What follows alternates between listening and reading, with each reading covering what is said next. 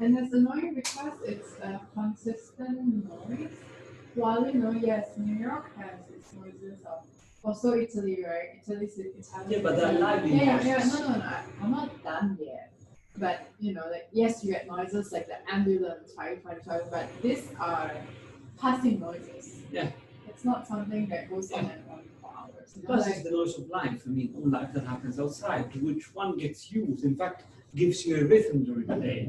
This one is like a hammering. I wouldn't say they're nice. In fact, they're even louder than this. It's just that it's like okay, it's like 5 seconds. Yeah. Right. It's done.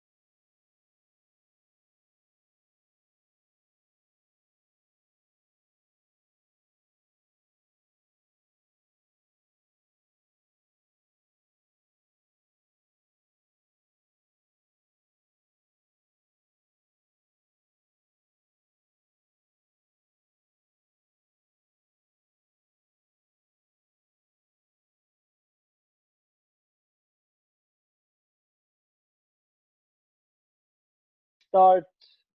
Let's start our class because it's 28 of you. 2 are still missing, but we cannot wait for everybody. Otherwise, we'll never start. Morning, Good. Professor. Hello. Okay, so today we said that we're going to go through chapter 1 and chapter 2, but let's start with chapter 1. And as I promised, I'm gonna try to, not I'm gonna try, I'm gonna talk for just 40 minutes, and I'm gonna leave the rest for your questions and to have a discussion. Okay, so I hope that in the meanwhile you've done your due diligence and you have read the translation I sent you. I didn't manage yet to translate chapter 3 and 4. I will do that, I hope, between today and tomorrow.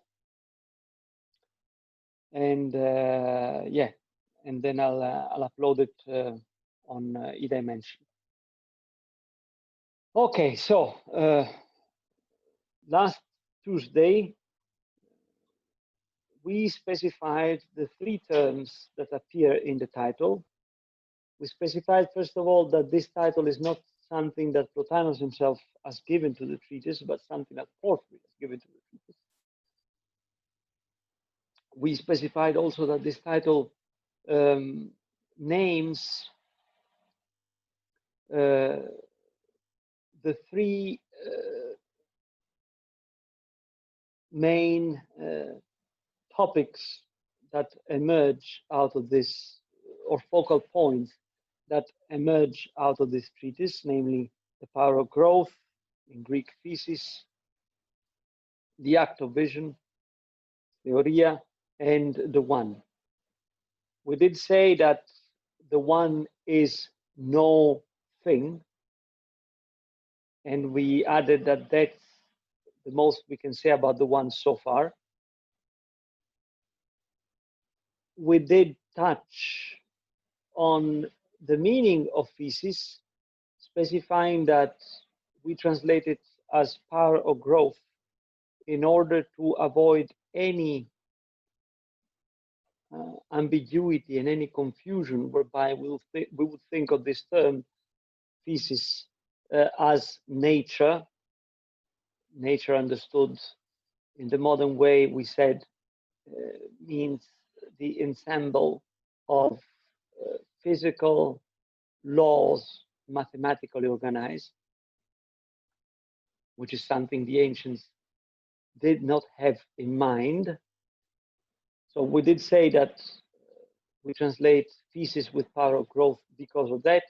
We also said that thesis in Greek, in the way Plotinus uses it here, has also another meaning, namely that of manifestivity. And regarding this last meaning, we will come to an elucidation of it once we run into it, which will be in this very first chapter. And then we touched on the word theoria. We explained why we do not translate it with the term contemplation. I won't repeat what we said. You can find it in the video that I have already uploaded. And we explained also why we translate it with the term, with the expression, rather, act of vision. We explained what an act is,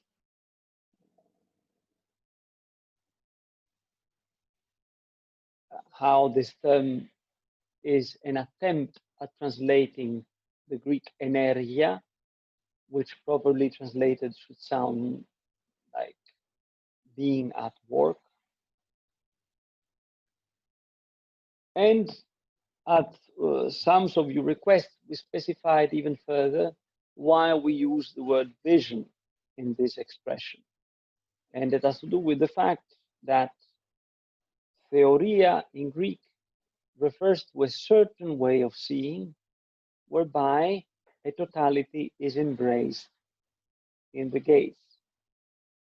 Okay, that's what we said more or less last time.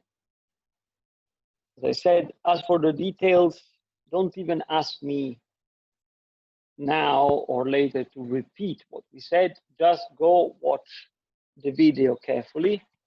And if there is something unclear, then do come to me. But come to me with specific points, not just with vague questions, sort of, oh, I've not understood theoria, because I won't repeat myself again. I can't explain myself better than I did already on Tuesday. Okay. A good part of the burden of understanding is on you. If I repeat myself 10,000 times and you don't pay due attention and don't make the needed effort to understand, even if I repeat to you the same thing 10,000 times, it won't get into your head. I say this because I've noticed in the past and already in this course that some of you do ask me questions that point just to the fact that you have not paid enough attention.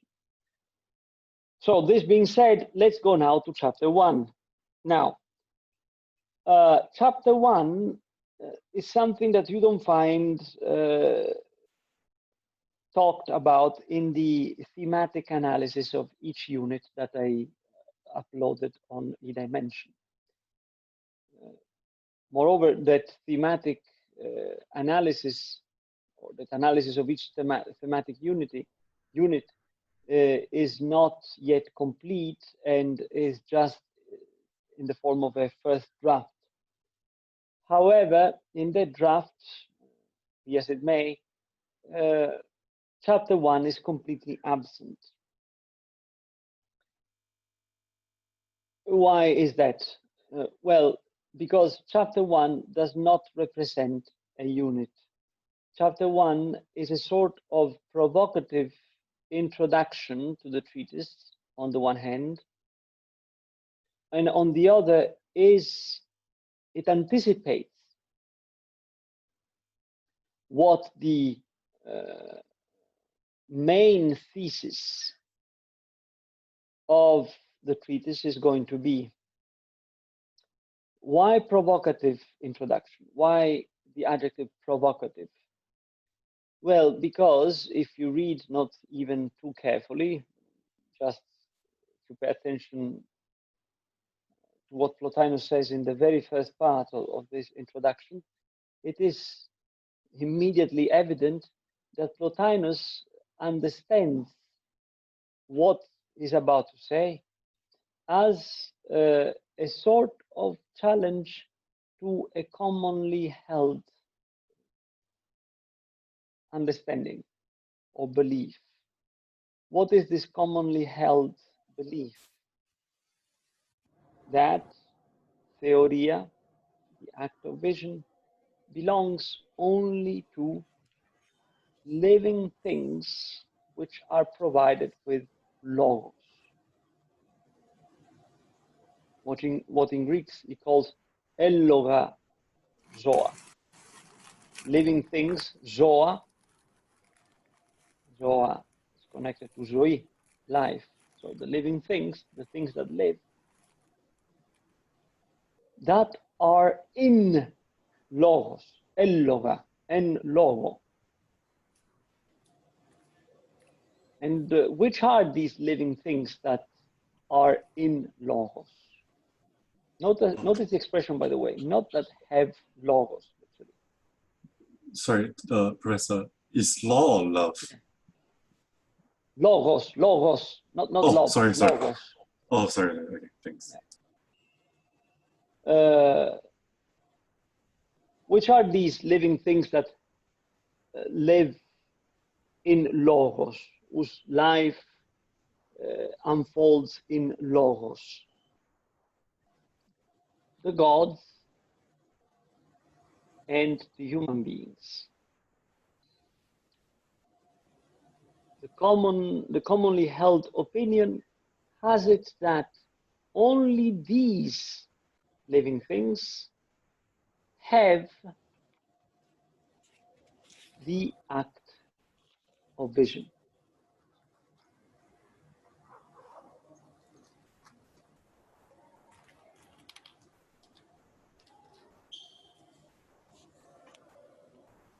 Now,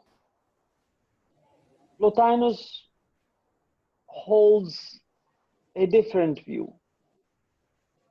He says he wants to submit that all things that are, anything that exists, insofar as it exists as something, has and tends towards the act of vision. That's his thesis. And this thesis is provocative because, as we said, it goes against a well-established view. Where does this view find its clearest formulation? As I told you yesterday, in the last book of the Nicomachean Ethics. The Nicomachean Ethics is a book that gathers together several lectures held by Aristotle on ethical themes. Now, how does that book, the last book, open up? It opens up by saying, by reporting the thesis of Eudemus, a philosopher a bit older than Aristotle, according to which thesis everything tends desirously to pleasure.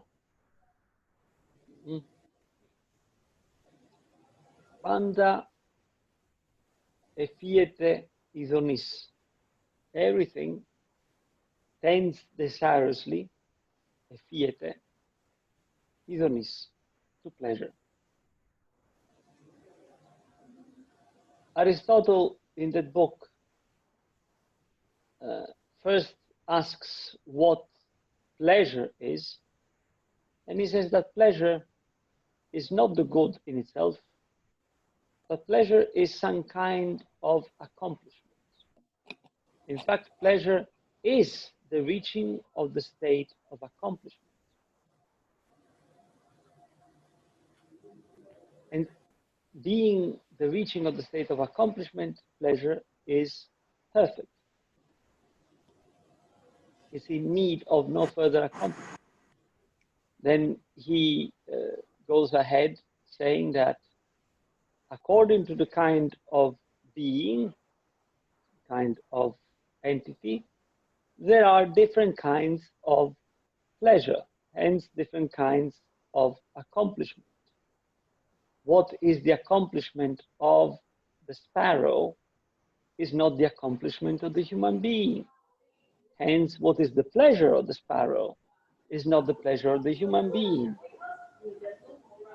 The question is then, for Aristotle, what's the highest pleasure for the human being? And Aristotle replies, the way we know, theoria, the act of vision. The human being reaches its peak, its perfection, its state of accomplishment, when the human being reaches the accomplishment of the act of vision. Or better, the accomplishment of the human being is the being at work as act of vision, as theoria. But this, Aristotle says, is something that belongs only to the human being and the gods. Only that is to those living things, to those zoa that are eloga.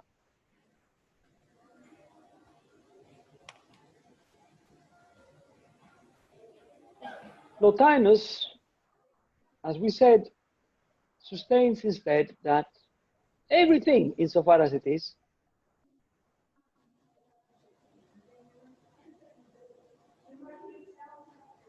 tends to the act of vision. Hence, the act of vision, theoria, is the accomplishment, the same accomplishment for everything that is.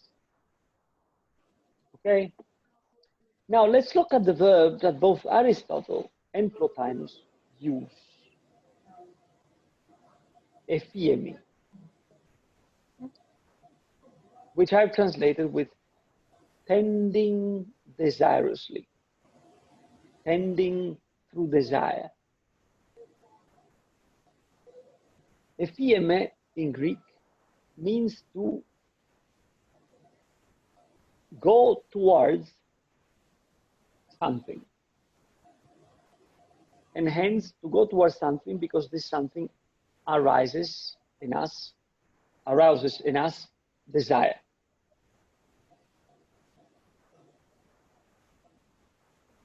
If we reflect on this verb, we already see that what both Aristotle and Plotinus are talking about is a movement, a tension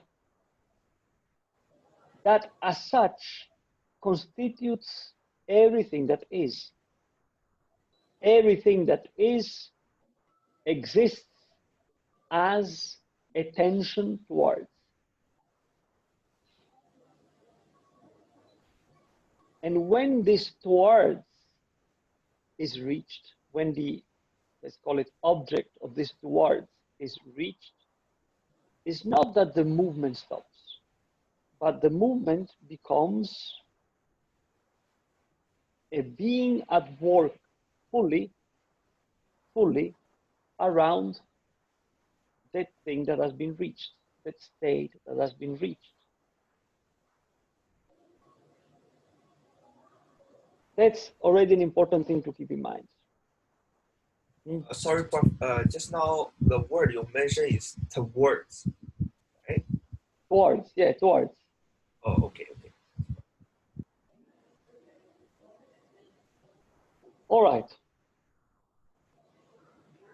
So, provocative, hence, because it goes against a commonly held understanding. It is also a summary of what Plotinus will use as, will reach in a way, very early in the treatise as its main point, because in the second half of chapter 1, Plotinus states clearly that theoria, the act of vision, is not something of a different nature, of a different character, or something else compared to praxis, compared to activity. But praxis is the unfolding of this tension towards the act of vision. In other words, when we do, when we make, and in fact, when anything does, when anything makes, it does and it makes in order to reach this state of vision, this state whereby it becomes accomplished act of vision. That's the main thesis. As he will say later on in the treatise, praxis, when looked at carefully, is nothing but a part of theoria. Praxis always reverts back to theoria. Praxis always reveals itself to be nothing but a kind of theoria, a kind of act of vision. And he will specify later on what he means by that. Before, though, going ahead, let's say a few words about praxis.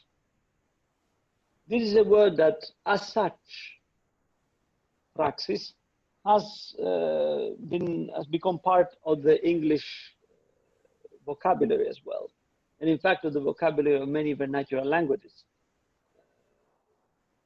You can find it in French, in Italian, in German, in Spanish. You find the Greek word praxis as such being used to refer to what? What is it that we refer to in English when we say praxis? Who can tell me?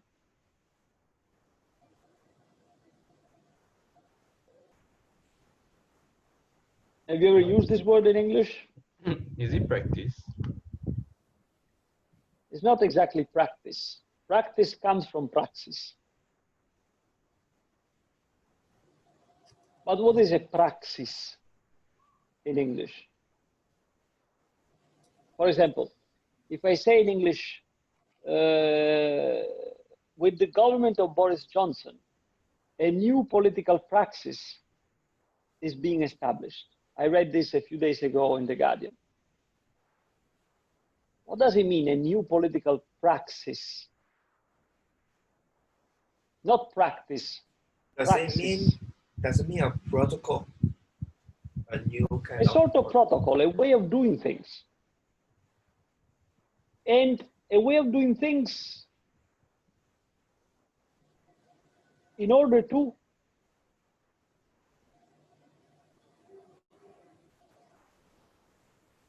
establish the political party in the example you use? In order to establish a new way of doing politics. So it has as a goal the emergence of something new. A praxis is an ensemble of policies, of practices, of ways of doing things and organizing things, which aims at the establishment of a new typology. So if it aims at the establishment of a new typology, it means that praxis already has the new typology in view the moment it starts. Another example taken from the political sphere is the new, I don't remember how it's called, but the new doctrine or whatever they define it, put forth some years ago by Xi Jinping. Xi Jinping has inaugurated a new political praxis in China.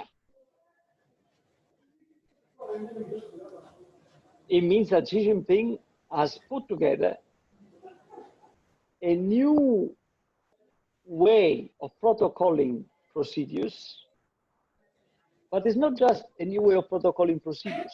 What distinguishes it from a mere protocol is the fact that it's guided already by a vision.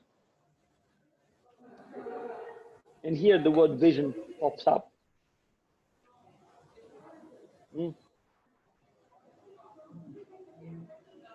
In Greek, praxis means exactly that.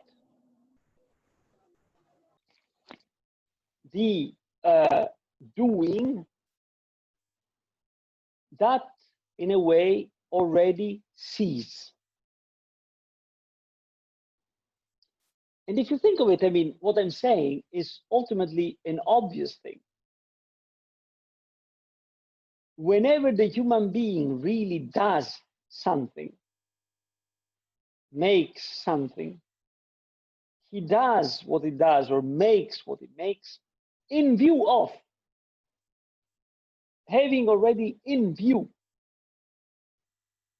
an accomplishment. Correct?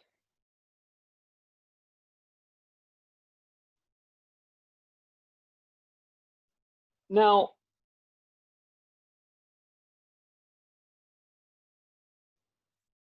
here the problem is this in view. And that's where the distinction between praxis and pieces can emerge. But Plotinus doesn't seem to have that distinction in mind at all. Pieces is a certain way of doing. Pieces is making. Also, the English language makes the distinction between to do and to make. Have you ever reflected upon this distinction? Why can't you say, I do a kilo of pasta? Because it's different. But what is the difference? Make is you trying to create something. Do is you trying to repeat a certain motion. Are you sure? So in the expression, how do you do? It's How like, do you okay, do? you ask how do you do means being this recently what how's your life, something like that. So Okay, but you use the verb to do. Yeah, you live a life, right? Live is some kind of do. So you repeat living every day. You repeat. Your life is a repetition. Certain way. If your life were a repetition, then today would be identical to yesterday. No, and in fact, there will be no point for us having a lecture here, and there will be no point for me asking you, how do you do? Because I know how you do. I mean, repeat in certain way. It's like you sleep every day, you wake up every day, or you eat every day. Okay, repeat in a certain way. So going through certain things, but every time in a different way. That's why you can ask, how do you do? Yep. It's not a repetition, because a repetition can be also the fact that I make pasta every day. That's a repetition. Okay. Or the expression, I'm doing well,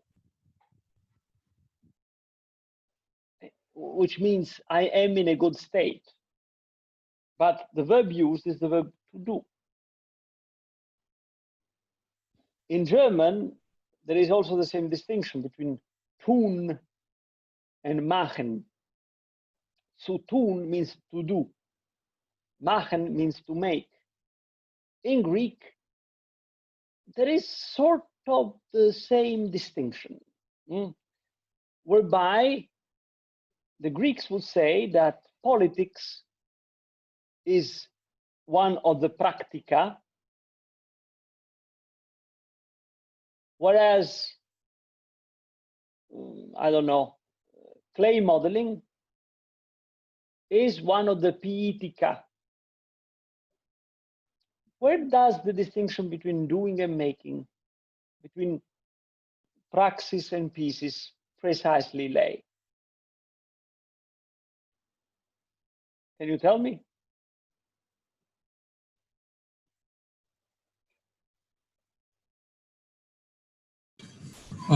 Prof, This is an important question. Yes. Can you, yeah, does making has a sort of originality to it, whereas doing is, just replicating something that already is? No, we just said that that's not the case, because we use the verb to do to refer to ourselves, our state, our way of being, and I never replicate myself. I'm never the same. Doesn't making always entail that you already have something in mind? Because you can't make anything if you don't have that thing already in mind. Okay, yeah, that's one thing. That's one thing already. A first distinction that we can use, that making has a clear finality in mind, right? There is a finalism in making. For example, I want to make pasta, so I have to have in mind what pasta is, and then I have to have in mind all the steps. And whatever I do, all the steps I take are directed and hence predetermined by that goal that I want to reach, right? If I say I want to make pasta, and then I start shuffling the dirt, you're like, but didn't you say that you want to make pasta? Why are you shuffling the dirt now? Right? So making, as C says, has some kind of finalism. Now, Insing is also saying there is intentionality. Wherever there is finalism, there is intentionality, of course. Doing, is there a finalism? Not really. If I say I'm doing well,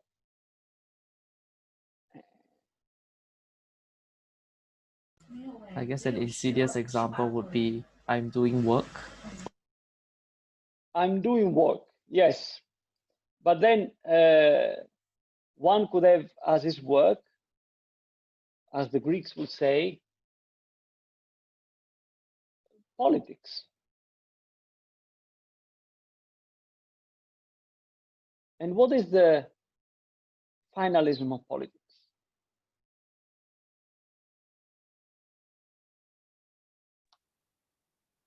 Be careful how you answer this question. This is a tricky question.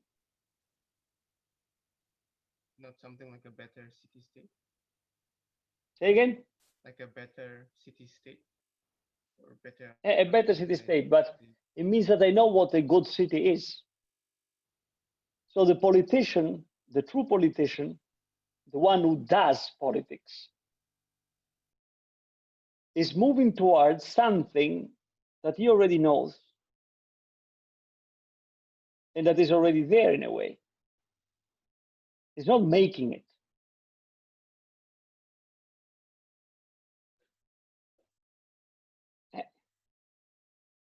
So at the point, politics is a practice in the sense that we get ourselves into a certain state.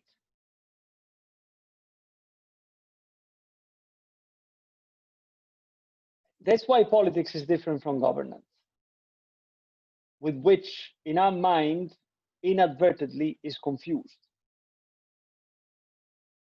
Governance makes, politics does. There is a huge difference there. Reflect on this.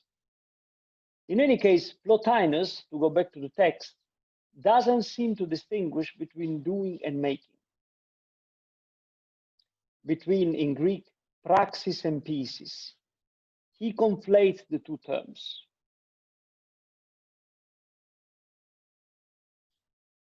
And puts praxis under pieces in the end, which is something that Aristotle doesn't do.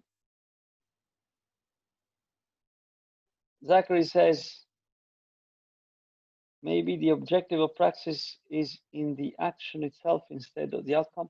No, the objective of praxis is in the outcome. Yeah, you're right. The objective of praxis is in the, sorry, I was thinking of pieces.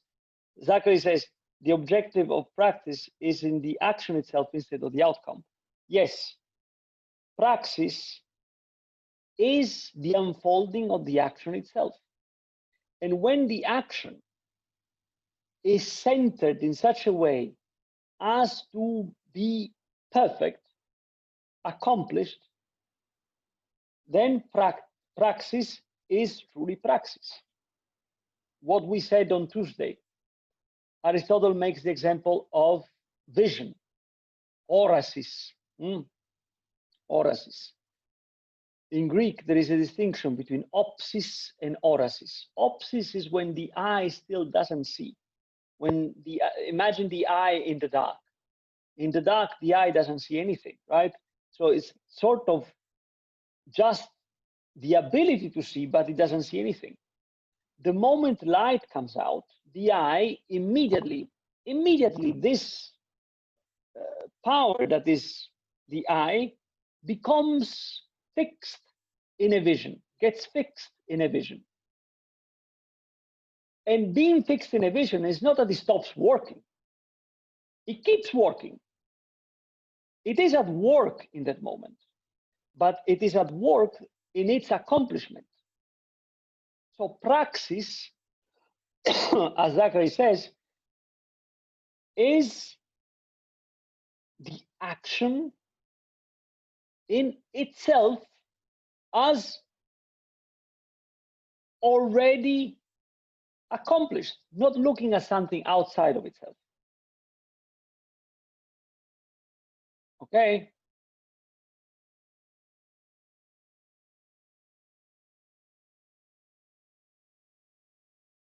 Now, William asks, praxis under thesis. Plotinus, as I said, conflates thesis and praxis. And he uses the two terms interchangeably, which, as I'm trying to tell you, from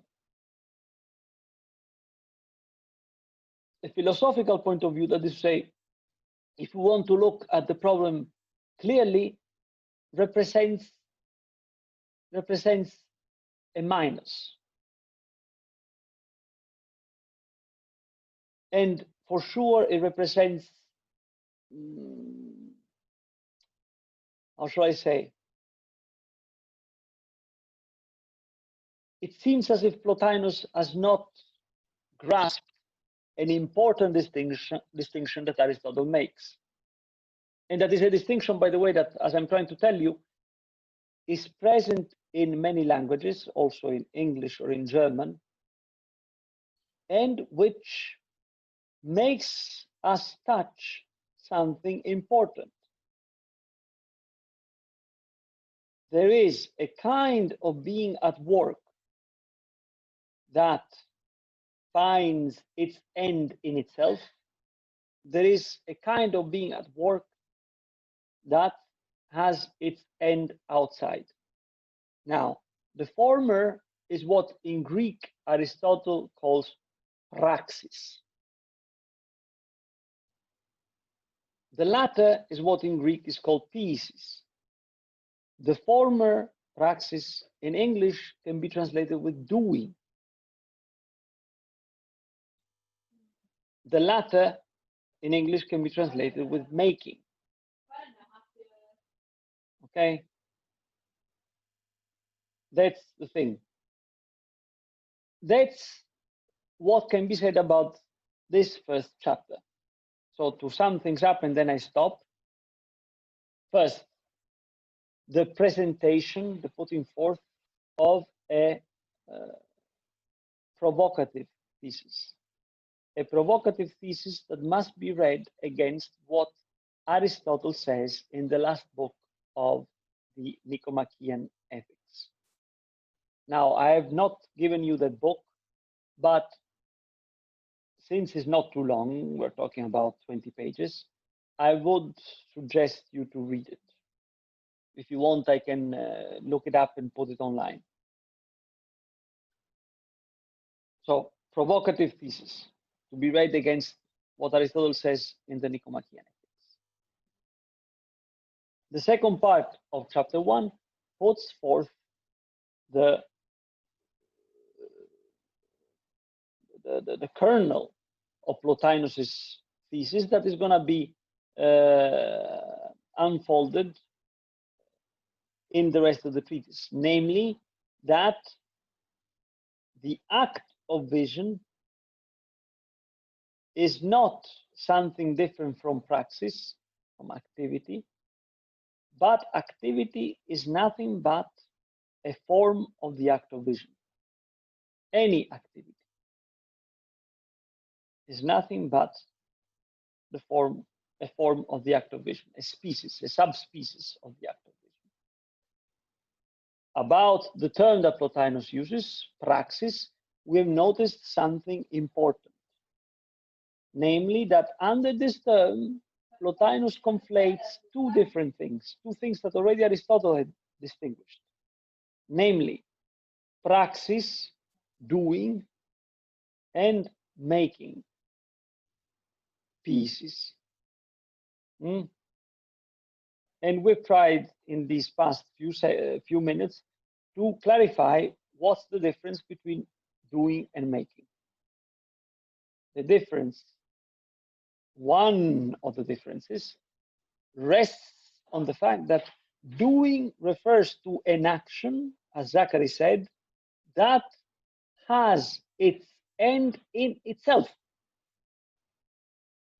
And the reaching of this end does not mean that then the acting stops. It means instead that the acting manifests itself as a keeping at work, as a being at work that is in a state of perfection. The example of vision, when vision grasps what is visible. Whereas praxis is a kind of action that has its end outside of itself. Okay? By the way, if you pay attention to this distinction, you can also understand under a new light what Marx says about alienation. You must have read, at least during the core curriculum of the social sciences, something from Marx, haven't you? Yes. Right? And you read about the notion of alienation. Now, taken simplistically, that notion says that the worker is disappropriated of his work by the capitalist who takes possession of it. This is a banality, because also the worker that works for the cathedral and sculpted statues and columns for the cathedral was disappropriated of his work, meaning that he didn't possess his work, he didn't own his work. That work became the possession of the entire community, right? So what Marx is talking about is not a possession, it's not an ownership. What Marx is talking about is the fact that the artisan of the pre-industrial capitalistic age poured himself in his work. Each thing that that artisan made was the expression of what that artisan was. Whereas in the industrial production of goods, the artisan doesn't pour himself in what he does. In fact, he's not an artisan anymore. He's a worker. He's a worker that has no expressive connection with what he or she produces. Hmm?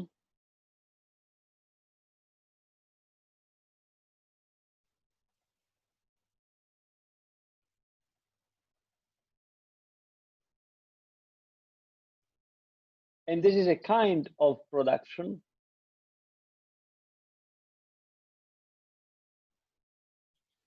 that the Greeks didn't know. Okay. In any case, I stop here. And now, as I promised, I leave the floor to you for questions. So Hi. ask me whatever you want, both regarding the translation, regarding what was said Tuesday, or regarding points that we have just treated. Professor, I just want to clarify the primary difference between theoria and contemplation. Like, how are we supposed to see it as different when looking at the text? Because when we contemplate something, we try to hold the subject of our contemplation in its entirety. So it's like, I can contemplate a play, a movie, or a concept. But in the case you mentioned that theoria is the embracing of everything. So in this sense, how should it be seen as different from contemplation? Because when you contemplate one thing. You appoint your gaze on one thing to the exclusion of all the rest. When in English you say, I'm contemplating the idea of not going to class today. What does it mean? That you are fixing your mind on the possibility of not going to class today and trying to calculate what that entails. Of course, if you're concentrating your mind on that, you are excluding all the rest. All right? Yes. Theoria instead means a gaze that embraces everything at once. A gaze in which everything is contained is the gaze of God. In fact, Aristotle in the Nicomachean Ethics says it clearly that the human being can have theoria only in rare moments. The human being cannot, Aristotle says, energy, i.e., anti-theoria. He cannot be at work all the time stably in theoria. The human being lapses from this, falls down from this state of accomplishment. So what will be Human the being is closest capable example? only rarely of this completeness. What again? So what will be an example of this? Because this state sounds similar to meditation where there is no fixed object in your mind, but yet you're paying attention to everything. A practical example. Well, that's difficult to say. When we, but let's think of a connection that makes it maybe in a way understandable. We're talking before about the true politician. What is it that distinguishes a true politician, a statesman, from someone who's involved in politics? Does he look at it in the long term? Okay, but what does this looking at problems in the long term mean, actually?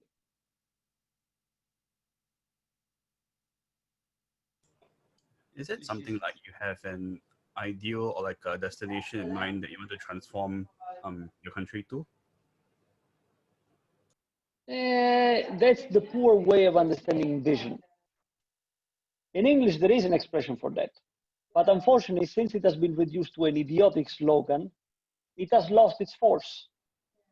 But when you say that a true politician, a true statesman has vision, what you're saying is that this person is able to embrace the totality of things and their connections and is capable of keeping this this whole embracing gaze operative. Okay? Which means, by the way, that the true politician, the true statesman, is subservient to the vision, is an instrument of the vision. So in this sense, because he is not contemplating, but remaining in the state of theoria, where he embraces everything in his vision, then in this sense, everything in his vision tells him something, and then he is hence subservient to it. Exactly. We can put it that way. So this is an example, right?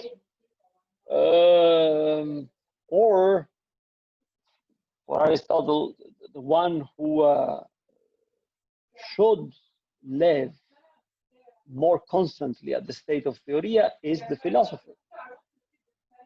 And then you see the connection between the philosopher and the politician. It is not by chance that the last book of the Nicomachean Ethics ends in such a way as to open up the problematics into politics. One could read the last book of the Nicomachean Ethics as a prelude to the book of politics. There is a clear connection there that Aristotle himself makes. Okay, and it's not by chance. It's by the nature of the thing itself. Sorry to interrupt. Does the nature of a self is the true you mentioned previously? It's like within the passage of idea and logos I quote is, when a human being holds something as true, does a true means the act of vision also means the nature of something. They are the same thing. In which context was this? The first the passage you sent is the ideas and logos. Ideas and logos at the paragraph 3. But it's the other document that you're referring to. Because we're not talking about that now. We're talking about something else. But let me see. Yeah, I know. But I got the confusion at the beginning, but I still didn't clear about that. So just now you mentioned the act of vision, right? You also mentioned the nature of something, right? These three things are the same? The true, the act of vision, and the nature. Well, for Plotinus, truth, what we call truth, is the manifestation of the act of vision. And in this sense, Plotinus is in keep with Plato and, in a way, with Aristotle.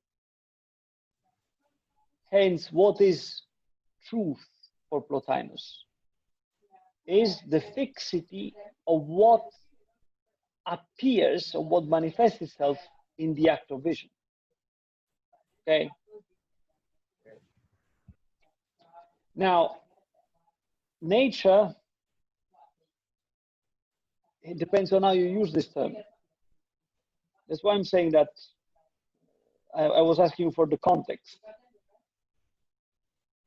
Can you give me the precise sentence? The sentence is similarly, when a human being holds something as true, that is a manifestation, the phenomenon of a certain understanding of things. Where do I say that though? In the passage of idea and logos, some clarification. Okay. The paragraph 3. Mm.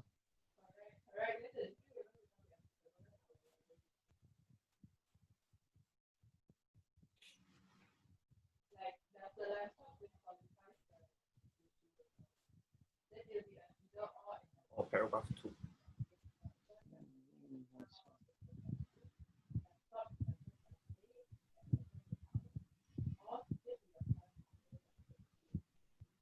is line.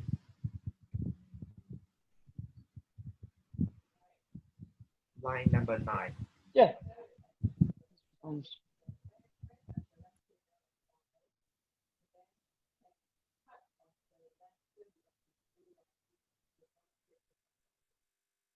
And what is nature here?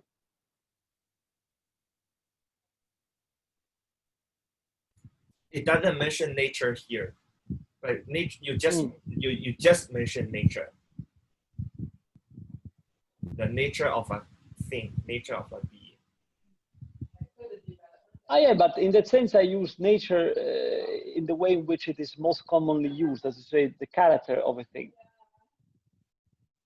Okay. Yeah. So the true you mentioned at the beginning is also a certain understanding of a thing. Does it mean the character of a thing? Are they the same thing or different? Look, the word truth is a problematic one. Okay. When the tradition speaks about truth, what it has in mind is some kind of agreement between our mind and the thing outside our mind. So truth is basically a judgment. Yeah. Okay. If the judgment is correct, then it's true. Okay. Hence, true means correct. Okay. Yeah. All right. In that sense, you can say that true is linked, it doesn't correspond, is linked to the nature of the thing understood as its main recognizable characteristics. Okay.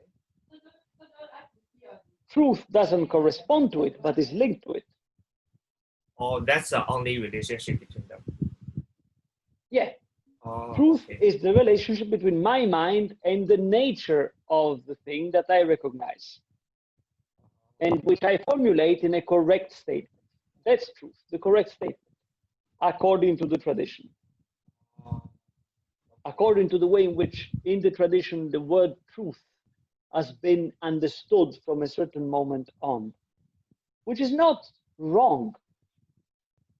It just skips a passage. It doesn't pay attention to a certain passage, which in fact represents a most important trait of what truth is. But we will see this later. Okay. Okay. Thanks, bro. All right. Welcome. Now, let's see. There are 2 persons that have raised their hand.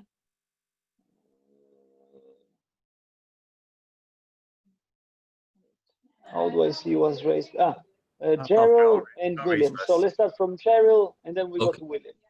Yeah, hi, Prof. I was just wondering, so the relationship between pleasure, accomplishment, and act of vision, right? So I just wanted to clarify that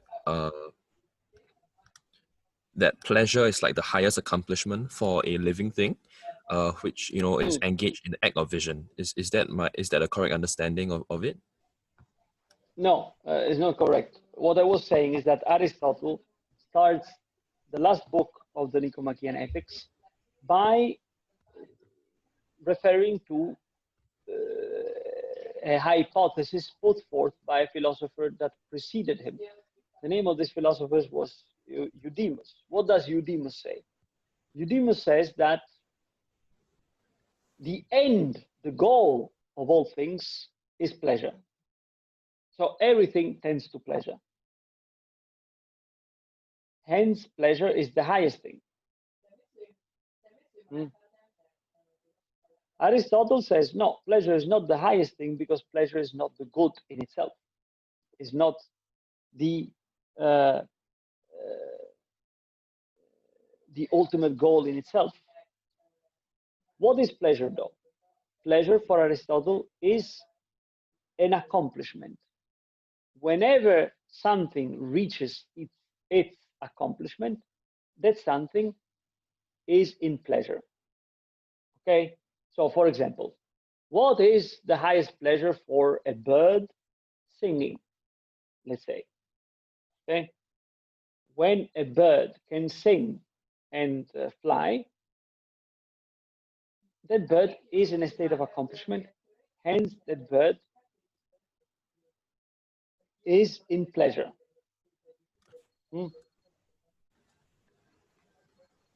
What is the highest pleasure for the human being? This question equates to ask, what is the accomplishment of the human being? The accomplishment of the human being is theoria, is the act of vision. So Aristotle says, different things have different accomplishments. And any accomplishment is a state of pleasure. Okay, that's what Aristotle says. Plotinus, and the typical accomplishment of the human being, the accomplishment that peculiarly belongs to the human being, is the act of vision. And this kind of pleasure, this kind of accomplishment, belongs only, Aristotle says, to the human being and to the gods. Plotinus instead submits that everything that is, insofar as it is, aims at, tends to the act of vision. Okay? Now, the question that we haven't posed yet, but we will pose, or you should have posed already, that's what I was awaiting you to ask, is why does Plotinus propose this? Where does this submission come from? Because he's crazy? Because he comes up with arbitrary notions? Where is the foundation of this notion? That's what you should have asked. Okay? In any case, we will see this as we go on. Do I clarify what your question asked? Okay. Yeah, so if I Now, if I understand it correctly, can I just like sort of summarize by saying that the highest pleasure or the highest accomplishment for the human being is the act of vision, and this was proposed by Aristotle, but Plotinus is saying that actually everything actually tends to the act of vision, and so like this anything insofar as it is will tend to this act of vision and sort of subsequently to pleasure. Is that correct? not subsequently to pleasure. I mean, the reaching of the act of vision is the reaching of pleasure. What is pleasure in the end? I mean, have you ever reflected on what pleasure is? Let's start from that, from something very simple, apparently. What is pleasure? When you feel pleasure, what is it that keeps you there? What is it that happens when you feel an intense pleasure? A good feeling You're very that you happy. want it to persist. A good feeling. Yeah, I mean, What is the biologically, it distinction would be between- serotonin, right? The release of serotonin in our bodies. Okay, Isn't it guys, dopamine? with this biological, let's clarify one thing. The various biological or blah, blah, blah, blah explanations are not explanations at all. They just tell us a certain mechanism. That's it. But they don't tell us of what this mechanism is a mechanism of. It's as if to say, someone who tells you all the working of the pistons in an engine, but then he doesn't know what an engine is and what an engine does. Has he told you anything about the engine? No.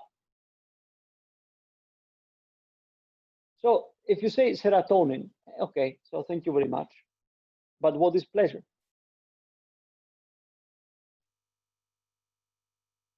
Of course, there are certain biological preconditions for pleasures to happen, for pleasure to happen, and only living things can feel pleasure, of course.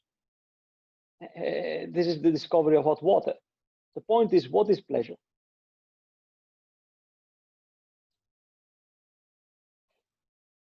Try to think, what is pleasure? It's not a good feeling, because I can have a good feeling, for example, now that there is a bit of wind coming through my window, but there's not pleasure, it's a good feeling. Is a state of When is it that I accomplishment. feel pleasure? What? State of being accomplished. Okay, but let's, as Husserl used to say, let's not use big bills. Let's use small change.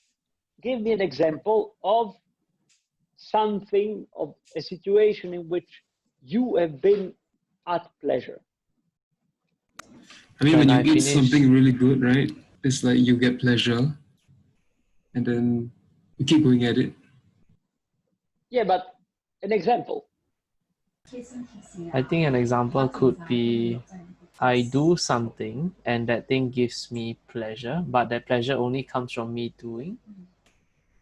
Yeah, okay, but this is still too abstract. Something like, give me an example. Like, Okay, Eating donuts, chocolate ice donuts cream. giving pleasure, donuts giving pleasure, like a lot. like what? Donuts, freshly baked donuts with some glaze. Yeah. Okay, you put a donut in your mouth, right? Like a Krispy Kreme donut in your mouth, and Yes, there is a especially moment Krispy of Kreme bliss. donuts. Okay, very good. Yes, we are in agreement about that.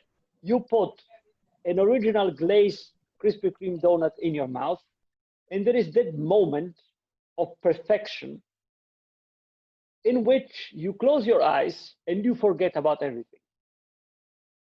And you wish you could lose yourself in that moment. That's pleasure.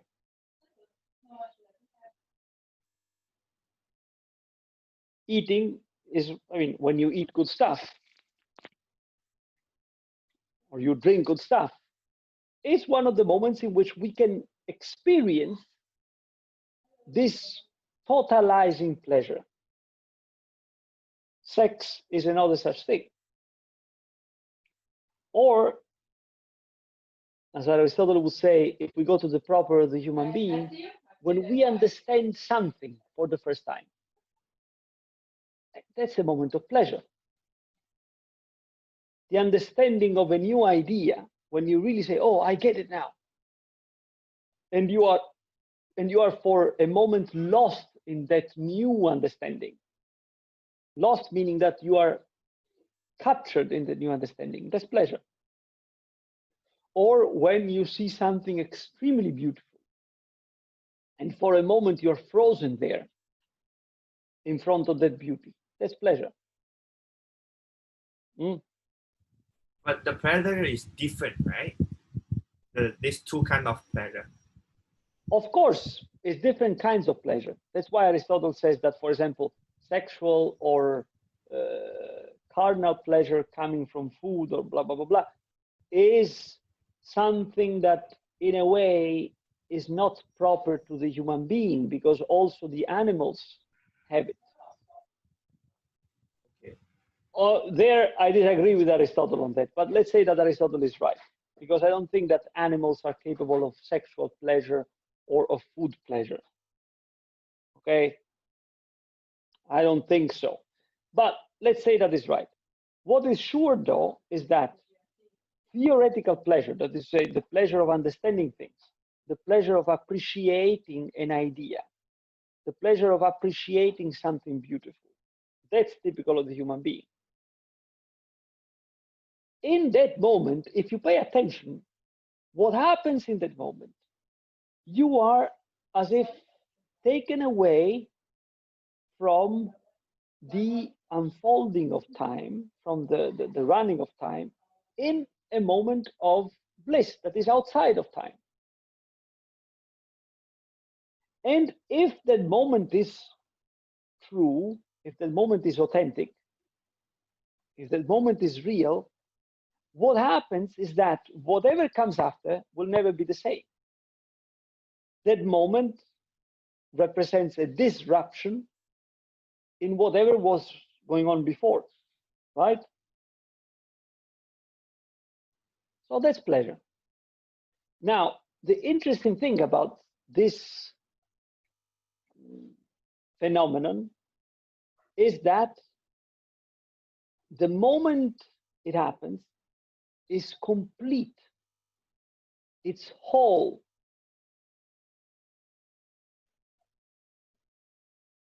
in fact, we say when we are in a moment of extreme pleasure that we wish that moment never to pass. Why? Because we know that whatever is going to come after is going to be less than that. It's going to be not whole as that moment. It's going to be scattered, whatever comes after. Whereas in that moment, we feel ourselves in holiness. Holiness, which in English means religiously understood being saint, but a saint, who is a saint? A saint is someone who is in a state of whole, of being whole. Okay? So that's pleasure for you. By the way, guys, if I can say, I want something, not only with you, but in the past with other students as well. You have a tendency to run to bad analysis or to bad analytical procedures. Meaning, now that we're talking about pleasure, you all came up with various definitions. None of you, except I don't remember who it was, immediately said, well, when you put something good in your mouth, that's pleasure. When you are overwhelmed by something, that's pleasure. Why do I say this? It's important that you start from the most concrete. And the most concrete comes always through our senses, not through our definitions. Also, the understanding of a complex idea is something, in a way, sensorial, something very carnal, something that touches our flesh. Otherwise, we remain in the domain of abstract definitions, which then can be put into Excel sheets and create a sort of cold grid that has nothing to do with reality. This is a very strange attitude that I've noticed. Try to snap yourself out of it. You're going to make yourself a favor if you manage to do that. Now, let's go to William, who has a question as well. Yes, Paul, thank you. Just more of a small clarification. Okay, when, for example, if can I refer you to the other text you sent to us, and yet 4, I believe, chapter 44. Wait, which one is that? The other text you sent. Oh yeah, okay, yeah. 43, 44. Just more of a Yeah. very small clarification. So at the start of 44, it just says contemplation alone remains incapable of enchantment because no one who is self-directed. The self-directed in this case refers to, for example, if I try to use my own words, because when we pursue theoria, it is a form of praxis itself because it is its own goal, right? That's what the bit on self-directed means. Well, yeah, I sent you those two chapters. I asked you to read those two chapters because in those two chapters, it emerges something important, which which gives you a first hint at what Plotinus has in mind when he talks about theoria. When Plotinus talks about theoria, he is thinking of the self-standingness of each thing. And he sees this self-standingness in opposition to the scattered relatedness of things as they present themselves in the world of becoming in which we are. In other words, Plotinus there is working through an opposition between theoria on the one hand, so the act of vision on the one hand, and thesis, the power of growth, on the other. The power of growth thesis represents that level of life at which life becomes a continuous scattered unfolding.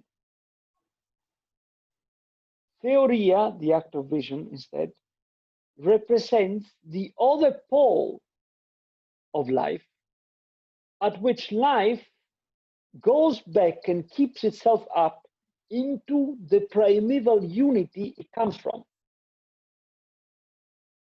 Why did I send you that passage? Why did I ask you to read that passage? Because if you read that passage and you reflect on it, an important trait of what Plotinus is doing starts emerging. Namely, what Plotinus wants to accomplish by talking about theoria, by talking about the act of vision, by concentrating his thought on the act of vision, is the proposal of nothing short of an existential plan. Meaning, Plotinus, by submitting to us this notion of the act of vision as the central characteristic of anything that is telling us what each human being, as human beings, should tend to. So it's telling us what each of us should strive to build his or her existence around. Each one of us should strive, in other words, to get detached from the scattered unfolding of the power of growth in which we are implicated, and go back to the primeval source of our life, in which we are kept together as an unscattered, pristine unity. Okay, but we will see this better as we go on. My intention in sending you that passage was that you start reflecting on the fact that it is clear that Plotinus, as any philosopher, by the way, when he talks, he has in mind a notion of what it means to be human, and hence a proposal to be human. Okay? Any great philosophy is the making explicit of the question that sounds like this: what does it mean to be human? The difference between science and philosophy is precisely in this. Science is an implicit proposal of what it means to be human. Implicit. Science does propose to you a way to be human, but it doesn't know it. And then you are human in a certain way. For example, why was I so crude in a way in rebuffing the biological explanation? Because in that explanation, there is already an implicit understanding of what being human is. And what is this implicit explanation? Being human is the working of a mechanism.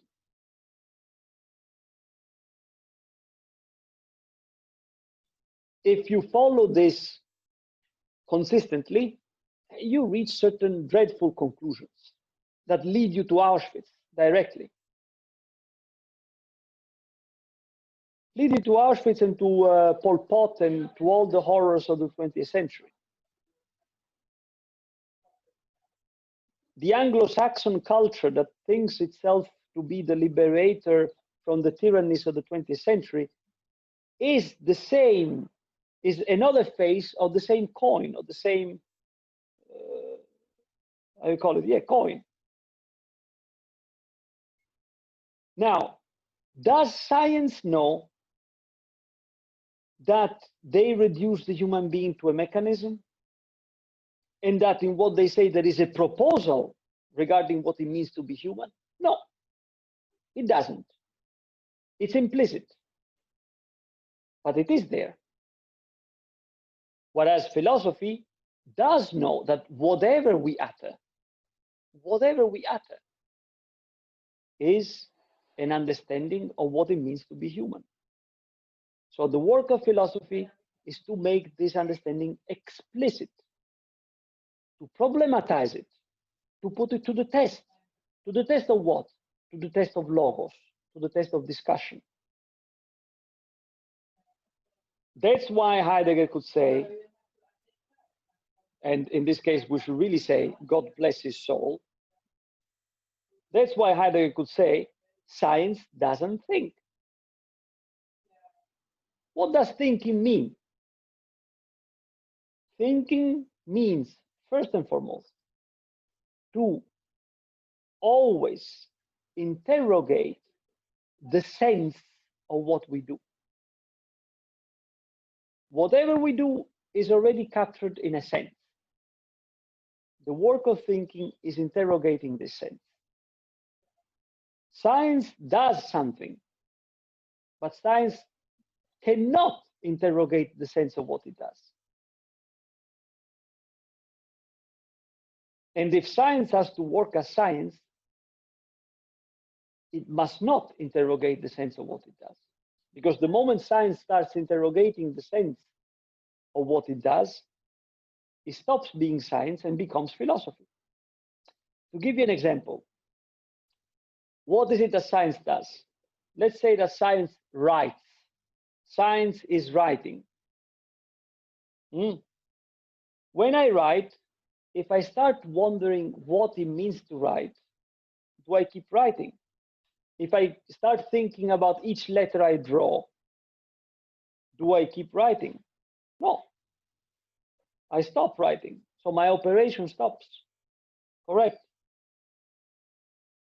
So in order for me to keep writing, I don't have to ask that. I have to just do what I do. Unthinkingly. Thoughtlessly, in a way. Science, in order to be science, so physics to do physics stuff, mathematics to do mathematics stuff, needs just to operate without thinking about the sense, the meaning of what they do. But again, in this operating, there is an understanding of what it means to be human. An understanding that lurks, is never made explicit. The work of philosophy is exactly this one, to, as we say in Italian, go break the eggs in the basket. Okay? And that's why I sent you that passage, because there it becomes clear that Plotinus has in mind a proposal regarding how to be human. And this proposal says that the human being must live as act of vision, because only by living as act of vision, the human being calls himself out of that enchantment, which is the scattered unfolding of things as power of growth. The scattered unfolding of things in the lowest way of life. Okay? But we will see these things as we proceed more clearly. Now, let's go to Ribo, who also has a question, and then Yinxing. Oh, hi, Prof. Okay, so I have a question when I was reading the Right. first two, the second chapters of the Unit 3. Yeah, you mentioned something like a characteristic of the power of growth, which is stable. So, like, I want to know, like, I just want to ask, like, what is the stable, like, what is the original translation of the stable, and what could it mean in Greek? Because when I look at it, it could be something consistent, or is something that's constant, or something is you know, the kind of little bit. I didn't grasp the concept of this stable means. No, that's a good question. So the word that that translates is the word, the verb meno in Greek. Meno in Greek means to rest, means to stay. And I translated it as to remain stable. Now, what I meant by that is constant and consistent. This verb meno, which finds its substantival form in the word moni, stability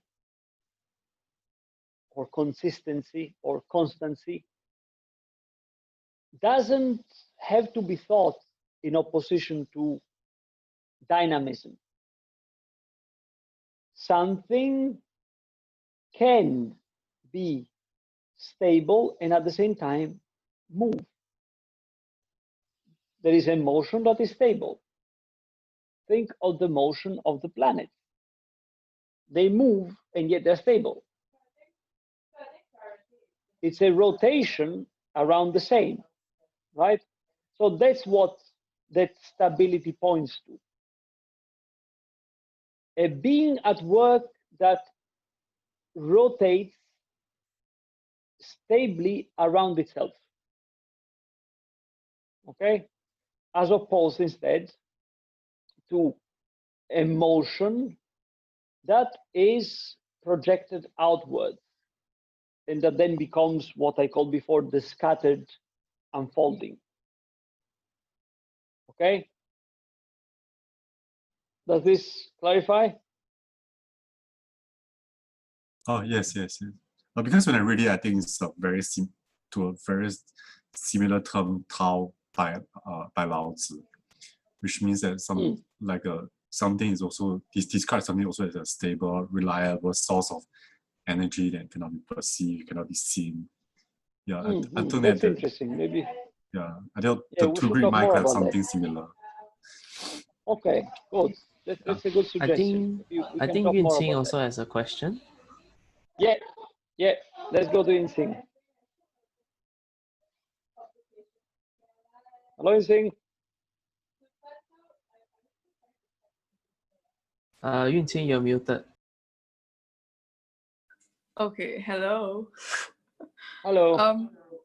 Yeah, actually, your response to, your earlier response somewhat addresses partially, but I was just wondering with a specific reference to the second chapter of your translation about how the power of growth shapes or makes and shapes matter into an ethos.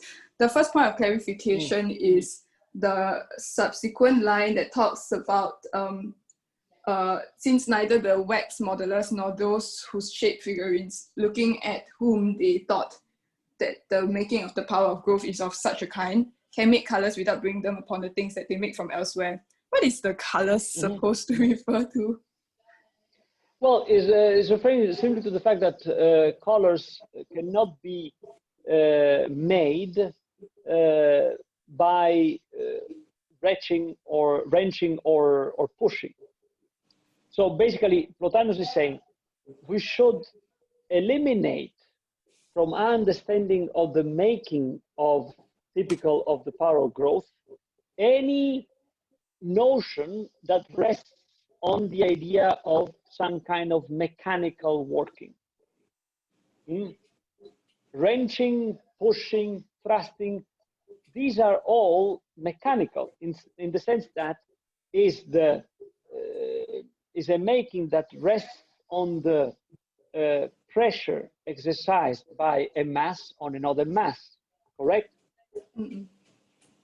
So the power of growth doesn't operate in this way.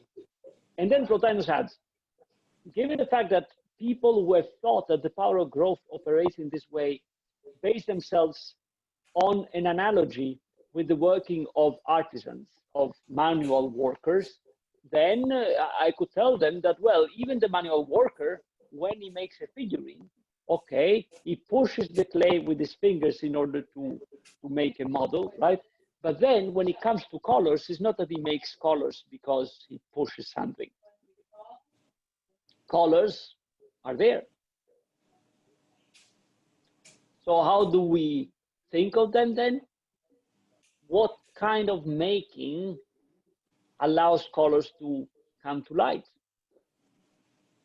Clearly not a mechanical one. So even when it comes to the artisans, not everything that they make is made out of a mechanical process. Something that they make is of another origin. Now, in any case, what is important here already is that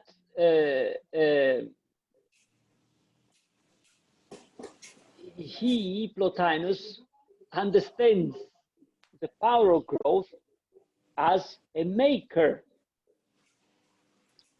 This is already important. And we will reflect on this as we go on. It has to do with the lack of distinction that I underlined before between praxis and ethos, praxis and pieces, okay?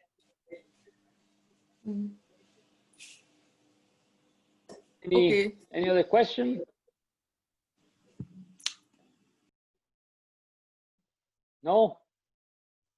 All right, so if there are no more questions, and there shouldn't be because we're running out of time, I will stop it here, and we will meet again next Tuesday. And hopefully by Sunday, at the latest Monday, I will be able to upload an enlarged version of the translation. Okay? Okay, all Prof. right. Thanks, Prof.